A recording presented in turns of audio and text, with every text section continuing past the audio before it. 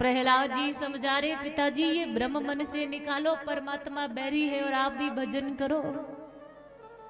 गुरु जी को बुला लिया, अरे कैसी शिक्षा देते हो, अब तक नाम नहीं छुड़वा पाया, भली भांति शिक्षा दो, जल्दी नाम भूल जाए।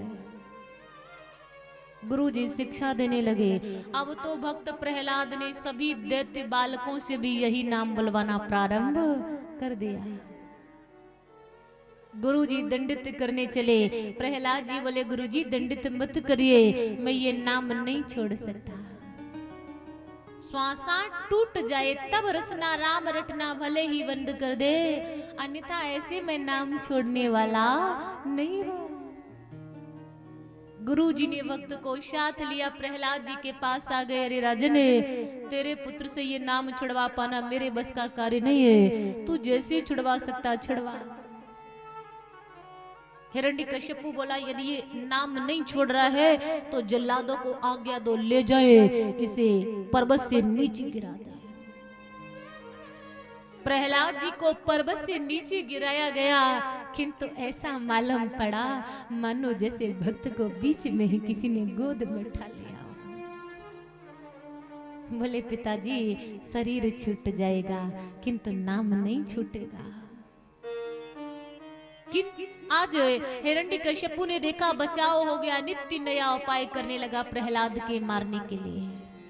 हाथी के पैरों से कुछ लबाया, गर्म तेल में डलवाया, समुद्र में फिकवाया, बहन होलिका को बुलाया प्रहलाद जी को जलाने के लिए, तो वो बुआ होलिका भी जलकर भस्म हो गई, किंतु भक्त का कुछ नहीं बिगड़ा। जाको राखे साइया मार सके ना कोई। अब हिरण्यकश्यपु ने क्या किया, एक अंधेरी सी छोटी सी कोठरी में बंद कर दिया। चलो यही ये अन्न जल के अभाव में मर जाएगा, न जल देंगे न खाना देंगे, जब भोजन पानी नहीं मिलेगा तो मर जाएगा। प्रहलाद जी बड़े प्रसन्न हुए। बारी भगवान बड़ी कृपा की जो अपने भजन के लिए एकांत स्थान दिलवा दिया। अभी तक कोई खींच कर मुझे कहीं ले जा रहा था, कोई खींच कर कहीं ले जा रहा था, बड़े देर के बाद एकांत मिला है। और भक्त कौन है? वही भक्त है जो दुखों में भी प्रभु कृपा का अनुभव करे, वही भक्त है। संध्या का समय हुआ, भगवान लक्ष्मी जी से बोले देवी देखो दुनिया में कोई भूखा तो नहीं सो रहा। लक्ष्मी जी ने देखा, बोली स्वामी आपका एक छोटा सा भक्त एक अंधेरी सी कोठरी में भूखा पड़ा, आपका भजन कर रहा है। भगवान बोले देवी मेरा भक्त और भूखा नहीं, नहीं मेरा भक्त भूखा नहीं रहना चाहिए, मेरे भक्त के लिए प्रसादी पहुंचवाओ। लक्ष्मी जी ने प्रसादी पहुंचवाई प्रभु दूतों के द्वारा। प्रहलाद जी बड़े प्रेम से प्रसाद पाने लगे। अब जो वहां पहरेदार लगे हैं आपस में बात करके बोले भैया लग रहा है ये जादूगर है, न कोई अंदर गया न ये बाहर आया, इस पे ये प्रसाद कहां से आया। हिरण्यकश्यपु को बुलाया। हिरण्यकश्यपु धमका कर पूछ रहा प्रहलाद जल्दी बता, इस इतनी छोटी सी अंधेरी कोठरी में कौन तेरा पालन कर रहा है, किसने प्रसाद दिया। प्रहलाद जी बोले पिताजी ये कोठरी तो बहुत बड़ी है जिसमें आपने मुझे बंद करके रखा है। विचार करके देखो पिता, एक बालक के लिए माँ के उदर में कितनी छोटी जगह होती है, उस छोटी सी जगह में जो परमात्मा सबका पालन करता है उसी ने यहाँ भी हमारे लिए प्रसाद पहुंचाया है। सोचने लगा ऐसे भी नहीं मरेगा, निकाल लिया वहां से भी। एक और उपाय सूझा, क्या लोहे के खंबे को गर्म किया, इतना गर्म अग्नि की तरह लाल होकर खंबा दहकने लगा। प्रहलाद जी को बुला लिया। प्रहलाद बुला ले अपने भगवान को, मैं भी देखूं कहां से तेरी रक्षा के लिए आता है, कहां है वो, बुला उसे, क्योंकि अब तेरी जीवन लीला समाप्त तो हो रही है। प्रहलाद जी मुस्कुराए, पिताजी मेरा भगवान मेरे अंदर भी है, आपके अंदर भी है, इस खंबे में भी है, तलवार में भी है। मानस कह रही प्रभु व्यापक सर्वत्र समाना, में प्रभु प्रगटे मही जाना। वो कड़ कड़ के अंदर है किंतु प्रगट प्रेम से होता है। राम ही केवल प्रेम प्यारा, जान ले जो जानन हारा। प्रेम प्रिय है भगवान को, भाव के भूखे हैं भगवान। भगवान कहते भी हैं भाव का भूखा हूं मैं, और भाव ही निज सार है। भाव से भज ले हमें तो भव से बेड़ा पार है। मैं भाव का भूखा हूं। अब जरा चिंतन करके देखिए कि भगवान के लिए भाव भी किस प्रकार का होना चाहिए। भगवान के लिए भाव भी विदुरानी की तरह होना चाहिए। कन्हैया के लिए दुर्योधन के यहाँ से निमंत्रण आया तो पहले भगवान ने अपने प्रिय भक्त विदुर के यहाँ पहुंचे। विदुरानी स्नान कर रही थी, दरवाजा बंद है। भगवान ने जाकर दरवाजा खटखटाया, आवाज लगाई, काकी दरवाजा खोल, मैं आया हूं। विदुर जी ने पहले से विदुरानी को ये बात समझा के रखी थी कि यदि कोई दरवाजे पर आकर तुम्हें काकी कह के बुलाए तो समझ लेना वो कोई और नहीं, वो मेरा कन्हैया आया है।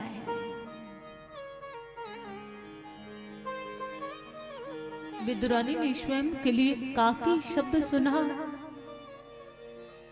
प्रेम में पगली हो गई। अरे मेरे श्याम सुंदर आए हैं, मेरे कन्हैया आए हैं, और मैं इस अवस्था में, कहीं ऐसा ना हो जाने में देर करें और वो चले जाएं। अब क्या करूं? विदुरानी ऐसी प्रेम में पगली हो गई, ऐसी बाबड़ी हो गई कि इतना भी ज्ञान नहीं ये तन हमारे साथ है या नहीं, इस तन पर वस्त्र है या नहीं। उसी अवस्था में जाकर विदुरानी काकी ने दरवाजा खोल दिया है। जब प्रेम में पागल हुई विदुरानी को कन्हैया ने देखा तो जो चीरे प्रभु कांधों पर डालते थे वो चीरे विदुरानी को तन ढकने के लिए दे दिया। विदुरानी ने भगवान को बिठा लिया, फल रखे थी, केले के फल लेकर के आई। ऐसी पगली हुई, ऐसी बाबड़ी हुई कि छिलके तो विदुरानी कन्हैया को खिलाने लगी और गिरी फेंकने लगी। भाव के भूखे भगवान बड़े प्रेम से छिलके खा रहे हैं। बीच बीच में विदुरानी काकी पूछती भी जा रही, कन्हैया स्वाद तो है हमारे फलों में, अच्छे तो हैं हमारे फल। कन्हैया बोले, काकी बड़े स्वादिष्ट हैं तेरे फल, बड़ा स्वाद आ रहा तेरे फलों में।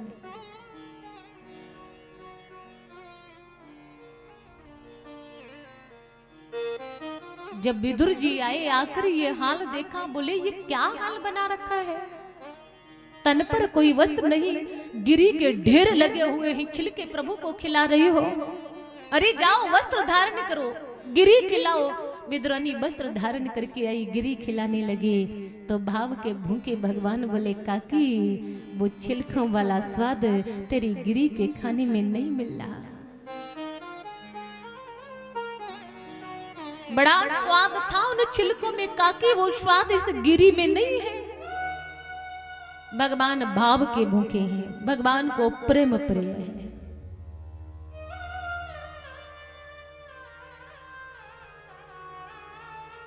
भगवान के लिए भाव भी वृंदावन की गोपियों की तरह होना चाहिए।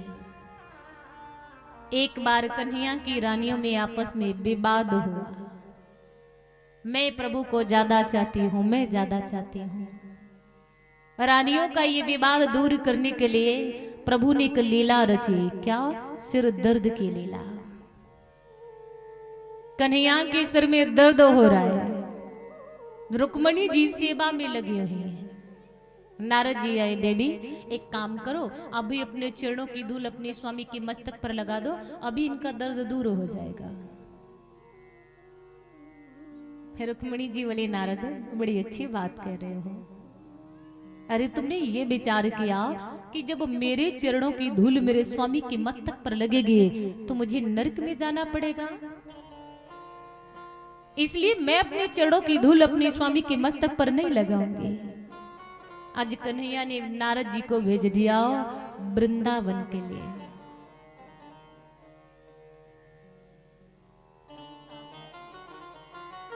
वृंदावन के लिए भेज दिया है।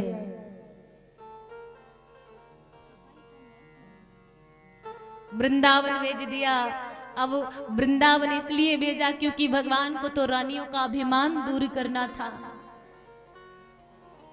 नारद जी वृंदावन में आए, सखियों से कह रहे, हे सखियों, तुम्हारे कन्हैया के सिर में दर्द हो रहा है।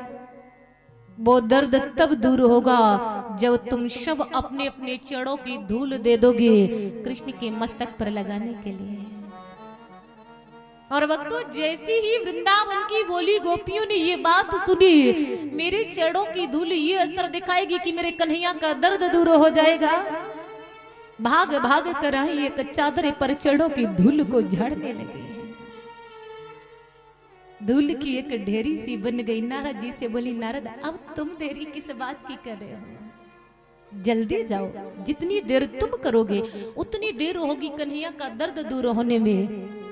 नारद जी बोले, सखियो, ये चरणों की धूल तो तुमने दे दी श्याम के मस्तक पर लगाने के लिए, किंतु क्या तुमने सोचा कि जब तुम्हारे चरणों की धूल कन्हैया के मस्तक पर लगेगी तो तुम्हें नरक में जाना पड़ेगा?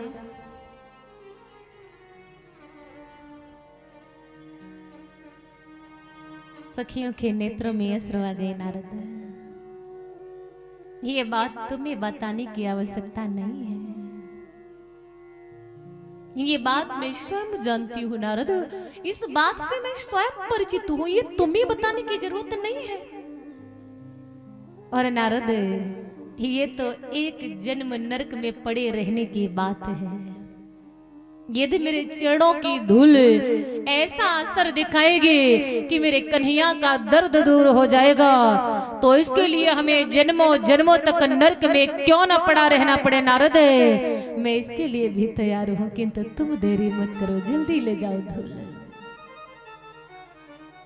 कन्हैया के लिए भाव अभी वृंदावन की गोपियों की तरह होना चाहिए।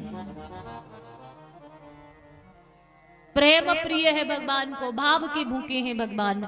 सबसे ऊंची प्रेम सगाई, दुर्योधन की मेवा त्यागी, साग विदुर घर खाई। सबसे ऊंची प्रेम सगाई, झूठे फल सबरी के खाए, बहुविधि भोग लगाए। प्रेम के बस नप सेवा कीने, आप बने हरि नाई। सबसे ऊंची प्रेम सगाई, राजसु यज्ञ युधिष्ठिर कीने, तामे झूठ उठाए। प्रेम के बस अर्जुन रत हाको, भूल गए ठकुराई। सबसे ऊंची प्रेम सगाई, ऐसी प्रीति बढ़ी वृंदावन सखियन नाच नचाई। वृंदावन की सखियां थोड़ी थोड़ी छाछ पर नाच नचा रही, कन्हैया छाछ दूंगी, माखन दूंगी, ये कर वो कर। ऐसी प्रीति बढ़ी वृंदावन सखियन नाच नचाई। सूर पतित इस लायक नहीं, कहा लगे करो बड़ाई। सबसे ऊंची प्रेम सगाई, प्रेम प्रिय है भगवान को। प्रहलाद जी कह रहे, पिताजी हमारा भगवान कड़कड़ के अंदर है, किंतु प्रकट प्रेम से होता है। हिरण्यकश्यप बोले, खंबे को पकड़, देखूं खंबे में तेरा भगवान है या नहीं। प्रहलाद जी ने खंबे को पकड़ लिया, भक्त का कुछ नहीं बिगड़ा। अब तो हिरण्यकश्यप ने खंबे पर तलवार का वार किया, मैं देखूं खंबे में कहां भगवान है। और जो ही तलवार का वार किया, भगवान खंबे को फाड़ कर नरसिंह रूप धारण करके प्रकट हो गए। बोली नरसिंह भगवान की। ऐसा दयालु जिसने ये भी विचार नहीं किया कि मैंने रूप क्या बना लिया। आधा नर बन गया, आधा बनी का राजा सिंह बन गया। ऐसा दयालु कोई और मिलेगा क्या? मानस में लिखा, कोमल चित्तयति दीन दयाला, कारण विनी रघुनाथ कृपाला। गीत अधम खगा आमिष भोगी, गति दीनी जो जाचत जोगी। गिद्ध पक्षी कैसा होता है? गिद्ध जो सारा जीवन मांसाहार के सिवा दूजा कुछ नहीं खाता, उस गिद्ध राय जटायु को भगवान राम ने वो गति प्रदान कर दी जिस गति की याचना बड़े बड़े योगी जन करते हैं। ऐसा कृपालु कृपा भी पूरी पूरी कर दे और नाम भी अपना नाने दे। जटायु कह रहे भगवान बड़ी कृपा की कि अंत समय आप पधारे, तो भगवान राम कह रहे नहीं नहीं जटायु, इसमें हमारी दया का कुछ नहीं, कृपा का कुछ नहीं है। जला भारी नयन कही रघुराई, तात करम निज ते गति पाई। इसमें हमारी कृपा का कुछ नहीं, ये तुम्हारे कर्मों का फल तुम्हें मिला, ये गति तुम्हारे कर्मों से मिली है तुम्हें। एक बात बताना, ऐसा दयालु कोई और मिलेगा क्या? कहता भी है भगवान भगतन ने मोकू नाना भांति नचायो, इन्हीं काजे तज लोक लाजे, मैंने बैकुंठ विसरायो। भगतन ने मोकू नाना भांति नचायो। जब द्रौपदी बिचारी बोली आओ गिरधारी, मोए आस है तुम्हारी, फिर जाऊं काके द्वारा। गज ने पुकारो तब गरुड़ समारो, जाए ग्राह को संघारो, सुनी प्रेम की पुकार। जब द्रौपदी बिचारी बोली आओ गिरधारी, मोए आस है तुम्हारी, फिर जाऊं काके द्वार। सुनी टेरे नई करी देर, और तुरंत ही चीर बढ़ायो। भगतन ने मोकू नाना भांति नचायो। वो तो ये भी विचार नहीं किया कि मैंने रूप कैसा रख लिया, आधा नर आधा बनी का राजा सिंह बन गया। हिरण्यकशिपु ने वरदान पाया था मेरी मृत्यु ऊपर न हो नीचे न हो, दिन में न हो रात में न हो, भीतर न हो बाहर न हो।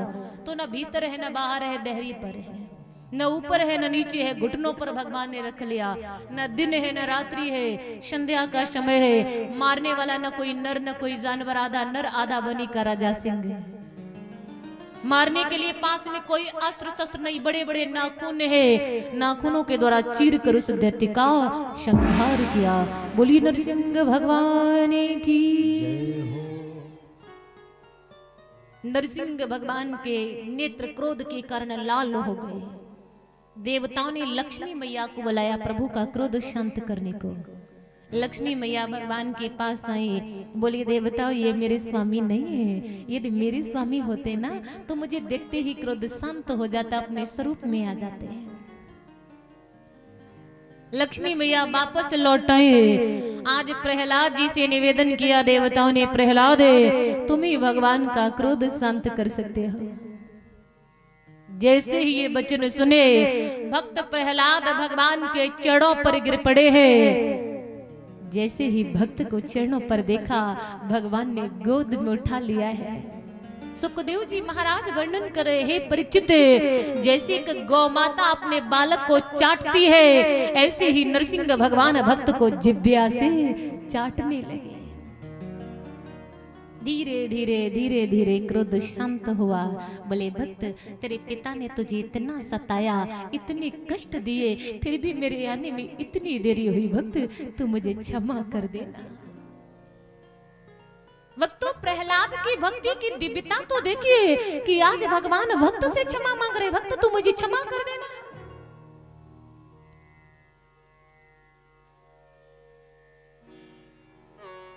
मैं तेरी वाले अवस्थी से बड़ा प्रसन्न हूं, तू मुझसे कोई वरदान मांग। प्रहलाद जी ने वरदान मांगा, हे सच्चे पिता, मेरे पिताजी ने जो भी अन्याय किए थे, जो बुरे कर्म किए थे, उनके सब कर्म नष्ट हो जाएं, उन्हें सदगति की प्राप्ति हो। भगवान बोले, भक्त तू अपने पिता की बात कर रहा है? अरे मैं तो अपने भक्त की 21 पीढ़ियां तार देता हूँ। तो याद रखना, जिस कुल में भगवान का एक भक्त उत्पन्न हो जाता है, उस कुल की 21 पीढ़ियां तर जाती हैं। आज अपने अबरल भक्ति का वरदान देकर भगवान अंतर ध्यान हुए। बोलिए गोविंद भगवान की।